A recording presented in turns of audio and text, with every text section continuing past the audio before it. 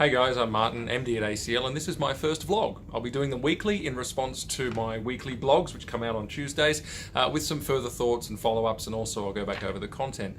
Actually, this week's a good week to start because the blog that I wrote got a lot of feedback. In fact, a lot of people wrote to me. I think it got a reach of about 50,000 on Facebook within 24 hours, which is pretty extraordinary. But it got that reach, I think, because it is quite satirical. And so for the satirical part of this, I'm going to read it, and then I'm going to give my further reflections and thoughts on what I've read. But it is about the transgender madness that's going on in Tasmania. They passed a bill down there recently, which makes gender opt-in on birth certificates and does a whole bunch of other crazy stuff. And in light of the legal changes, I wrote a satire. And bear in mind that even though this is satire, the legal principles that I invoke along the way, they're all 100% true. So here goes. I'm 6'7". Well, I'm 6'6.5". Shh. With size 15 feet, and my hands are hairy. If I lived in Tasmania, I don't. And I was contemplating a gender experiment, I'm not. New laws would mean I could simply sign a statutory declaration to change my birth certificate and become a woman in a moment of time. You would laugh, but I would sue you for offending me based on my gender identity. That's Section 17 of the Tasmanian Anti-Discrimination Act, in case you doubt. Women would know full well who I was, but they'd have no right to keep me out of their gym, their change room, their toilet, or even their women's shelter. They'd be on the hook for discrimination. But their concern would be well-founded, because most trans women are lesbians. In other words, I would still like women, if you're trying to keep up. Women Speak Tasmania, for example, have confirmed numerous cases of male-bodied trans women gaining access to women's-only spaces, including gyms, shelters, bathrooms, prisons, and committing sexual assaults. I could even sign up for women's rowing. I'd have to be accepted, I'd win, they'd have to shut up, or else. In Canada, trans women are even using anti-discrimination laws to extract compensation from women who refuse to wax their male genitalia. Now, I'm flat out getting a pair of men's shoes in Australian stores, but heels would be a whole other nightmare. "We don't stock men's sizes, sir," the bewildered shop assistant might say. Well, I'd sue her for failing to use my preferred gender pronouns. And by the way, it's not she or her, it is in fact ni, nim, nis, and nimself. What a bigot. For the first time in Australian law, we are contemplating crossing a threshold, not merely prohibited speech, but compelled speech. The law compels us to say things, whether we like it or not. But the madness is not over yet. As the activists say, gender is like a galaxy. It can never be understood. It can only be explored. Now, I'm quoting an actual gender-bending school resource there. My intergalactic expedition might lead me to discover fascinating facets of my gender previously unknown to me. I might discover my inner aether gender, a wide, commanding, and powerful gender. And it's okay to combine that gender with others, so I can still be an aether gender trans woman. Now, by reason of near infinite gender identities, I can do whatever I want. Why? Because it's just protected gender expression.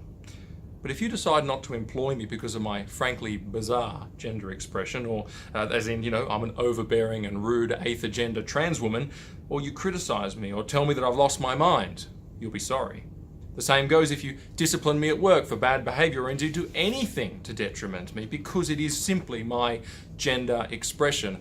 You have committed hate speech and discrimination. As mad as it sounds, I read the definition of gender expression in the Tasmanian Act and there is nothing in there. In fact, it would seem to promote this understanding of gender expression.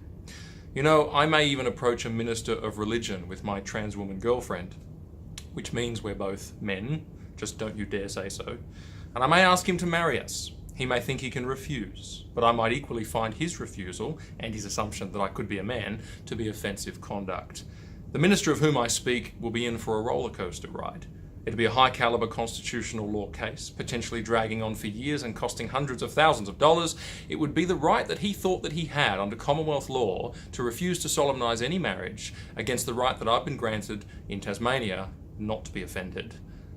And so, with the world bludgeoned into submission, too afraid to speak or so much as cast a sideways glance, my delusion would be complete. Invented in the confines of my mind, confirmed by the laws of my state, and importantly, foisted upon a powerless community. As I said, my story was satire, but every legal principle that I invoked there is absolutely true. These laws which have passed the Tasmanian lower house indeed contain all of those things. And this is the state where it was already impossible to speak on issues of gender, marriage, sexuality, family without facing the possibility of legal consequence. There's been 2 high-profile cases down there, one of a minister and one of a priest, that were precipitated. Why? Because both of these men sought to articulate the Christian understanding of marriage. There's been another recent case down there which makes it likely that actually reading the Christian scriptures which pertain to homosexuality could be unlawful. It is fraught to talk about these things from a Christian perspective already. There's already a plethora of cases being decided behind the closed doors at Equal Opportunity Tasmania, where they take this inexact madness of offence and gender expression and so on, and they try and silence people who speak the truth, and they bring the strong arm of the law to bear on ordinary Tasmanians. Now that's madness, but I want you to notice something, and this is my observation. Through that madness, there's actually 3 threads which work their way through the whole thing. The first idea, the first of those threads, is the idea that truth must be suppressed, that truth is intolerable, and even the power of law and the power of the state must be brought to bear on the truth to prevent it from being told. That's the hate speech laws, that's the enshrining of lies in the legislation. The second big idea is this. It's not really about transgenderism. Sometimes I think the transgender community is being brought into a broader agenda.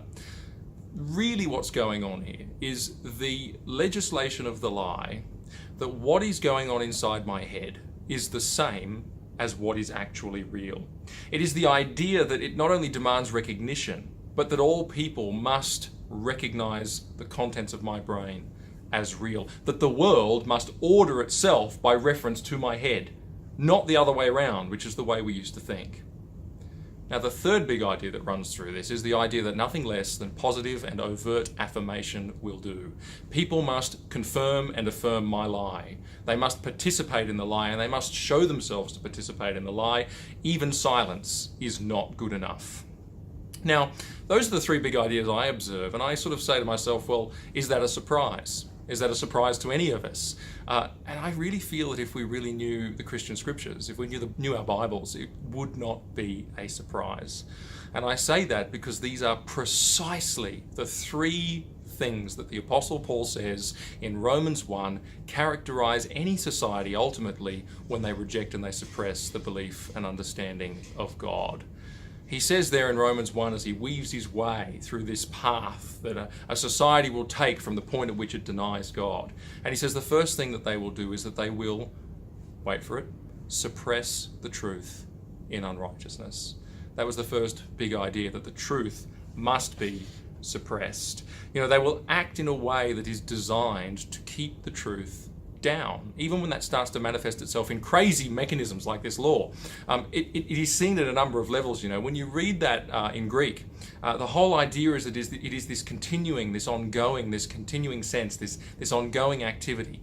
This endeavor of the human race, once they've rejected God, has to be continual, because we all have a conscience, we all have the revelation of creation and other things, as Paul describes, but there will have to therefore be a continual suppressing of the truth. We'll have to order ourselves, our lives and our behaviors and the things that we do, we'll have to order them in such a way that the truth is always kept down, lest it should pop up and dawn on us. And that's exactly what we do. You know, I used to work at a big law firm, and it struck me there that people, there's a few things. At work, what could you talk about? Well, lots of things. But there was 2 taboos, politics and religion. Those are the things that people didn't want to have a confrontational discussion about. They didn't want to talk about God. If you mention Jesus Christ, that's a problem. You know, then they spend the whole week working 15-hour billable days. They spend the whole week throwing themselves into a world of law and work. And then from Friday afternoon through Monday morning, they don't even know who they are, because they were participating in the culture where they blind themselves on alcohol for 2 or 3 days. They will deny it to their dying day, and those of us who do different things in our lives to prevent serious thoughts and contemplation from dawning upon us, you know, we will deny it to our dying day. But what we're really doing is suppressing the truth in unrighteousness. We're doing things constantly. It's like the kid holding the volleyball down under the surface of the pool. You've got to put a lot of effort in. You can't stop. It's an ongoing and a continual activity. And here we see a really late stage, a really serious manifestation of that tendency to suppress the truth, where the power of the state and the force of law will be used to deny God's truth, even the fundamental reality of biology, the fact that a child is born male and female. And these hate speech laws and discrimination laws, who do you think they'll target? They will only target those who tell the truth about these things. Both of those in the Supreme Court of Tasmania, the guy in the Supreme Court of Tasmania and the guy who was taken to the Equal Opportunity Tribunal, what was it about what they said about marriage? It was that they were truth tellers on the subject of marriage. People can say whatever they want about other things or other perspectives on the issue, and it doesn't activate itself. The first thread is identified by the Apostle Paul before any of us ever thought of these laws, and that is that the truth will always be suppressed. But the second big idea, I mentioned that notion that what's inside our head is the same as what is real. I think the Apostle Paul actually articulates that as well, because if you continue to read from verse 18 where he talks about the truth, he starts talking about what substitutes the truth that God is the creator, the truth that God is real. And what substitutes that truth is what he calls the lie. It is the idea that we actually arrogate that role of God creator to ourselves. We want to be like God. It's the fundamental human idolatry. It's the same idolatry that tempted our first parents, Genesis 3, to be like God, it says. And Paul says in Romans 1:25, he says they suppress the truth about God and they exchange the truth about God for the lie, and they worship and serve creature rather than creator, who is blessed forever. We deny the fact that God is creator. We arrogate that role to ourselves, and we say what we wish was real and true will be true, and we will live as if it were. And honestly, that's why he gives in Romans 1 the example of homosexuality, because there is a situation, there's conduct that is against what creation. Our very anatomy just tells us that that's not the way we're designed, that's not what we're made for. He says it will, in fact, our minds will get to the point where even if the very nature of things, what God has created, tells us that our reality is not true reality, not God's reality, we will persist. It won't stop us. And actually, these laws, they redesign reality itself. They redesign maleness and femaleness. They redesign gender from the ground up to suppress the truth and put something else in its place. And the something else is the contents of our brain. To say that what is in our mind is the same as what is real. Not that our mind should conform to reality, but the reality must conform to our minds. And the third big idea that I really articulated here was the idea that only affirmation will do. And as Paul traces the pathway of this society, he gets to the end, he gets to Romans 1:32, and he says that affirmation will be the desire, will be the end of all of this. They will not only do these things, it says, but affirm those who practice them. And here we are at a point where it's not just that you can't speak against them. In fact, silence will never do. You must show that you are a participant in the lie, like everybody else, and you must use language, be compelled to speak in such a way as to affirm, approve, and state your affinity with this lie. That's where we're at. And Paul actually gives the reason there. He says it's because if you don't have that approval, what's the threat? The threat is that conscience will get in the way, that somebody's disapproval or somebody's silence could trigger your conscience and could tell you what the voice of God is saying in your mind as your conscience, that you are wrong, wrong, wrong. And the more you double down, the more wrong you are. And yet you don't want to see that. And so affirmation is the only thing that will do. Do humanity has found a myriad of ways, an endless number of ways, to get those three principles entrenched into culture. I was even listening to Wilson Chowdhury the other day as he described some of the challenges that they face in Islamic countries. Very different ideology. It's not Marxism, it's not postmodernism, it's not secularism, it's Islam. And yet so many things he said, I could see that hot anger to suppress the truth. Those blasphemy laws that demand nothing less than approval. And the idea that we will do whatever, even if it overcomes the created order itself, to prove that the way we think is true. That is the fundamental human proclivity. And why do they do it? Why does our society, why do we do, some of these things? And, there are extreme manifestations, and I never want to just point the finger out there and say, well, the world's doing this. No. All of us have a little bit of that's just who I am living in our hearts. And that's the problem here, and that's the application for each of us from Romans 1. The endless desire to make creature the creator, to bring God lower than he really is from his holiness and his greatness and his glory, and to raise men and women up higher than they really are from our station as creatures, not creators, is the fundamental impulse that runs through all of our hearts. Our first parents fell into that trap, and we all do to some degree. So don't just make this about out there. I want it to come home to us as well in the way that we think. But the reason it's done is because there's a craving for satisfaction. There's a craving for happiness. There's a craving for that which fulfills in the absence of God. When God is gone, where does humanity find meaning? Well, we find it in our heads, and so we double down. And the tragedy is that even as there is no satisfaction at the end of this pathway, even as things don't get better, even as we don't find that fulfillment, even as the conscience that's in us and embedded in us is silenced and silenced and silenced, the tremendous sadness is that we still rinse and repeat. We see a culture that will continue to double down on the suppression of the truth, that will scream louder that what I believe and how I feel is real and all will acknowledge it, and will also demand all the more absolute and complete affirmation and nothing less. It's a rinse and repeat thing that goes on as if that affirmation was a substitute for what we lost in the first place, which is in fact God himself. But I started by reading a slightly satirical blog that I wrote, and I think what a lot of people who liked that and shared it, and they sent their sort of hearty congratulations to me in emails and so forth and messages on Facebook. What a lot of you may not realise is that it was really hard to write. I actually wrote that satire, and it had quite a bit more bite in it, the first draft, and I very, very nearly did not publish it because I was concerned that it doesn't convey something. It conveys the foolishness of this, yes, and that's biblical. Romans 1 says that the wisdom of this becomes foolishness. It conveys the fact that there's almost some humour in a little of the ways that this manifests itself, and that's also true. But it doesn't convey what is perhaps the most important thing of all, which is the immense tragedy of this. The fact that we're talking about lives, we're entrenching in a way that we've never entrenched before, a spectacular lie. And these moves for legislation are the power of the state to push more and more in this direction, not isolated to Tasmania.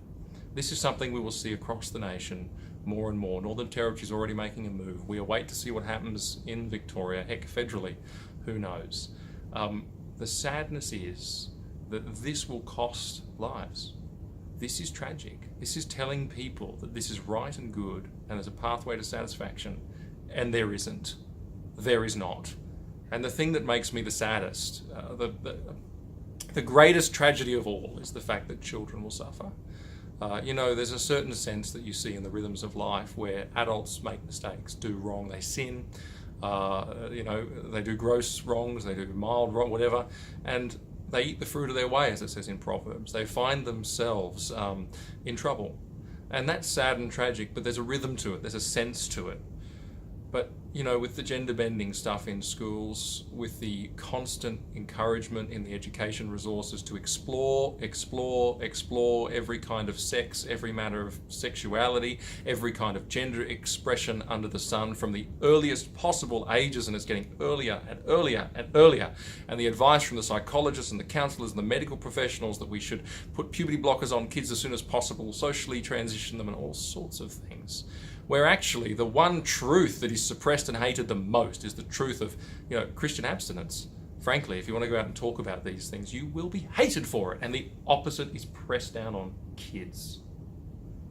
This is what it says in the Bible, it's not eating the fruit of your way. It's the sins of the fathers visited on the children to the third and the fourth generation.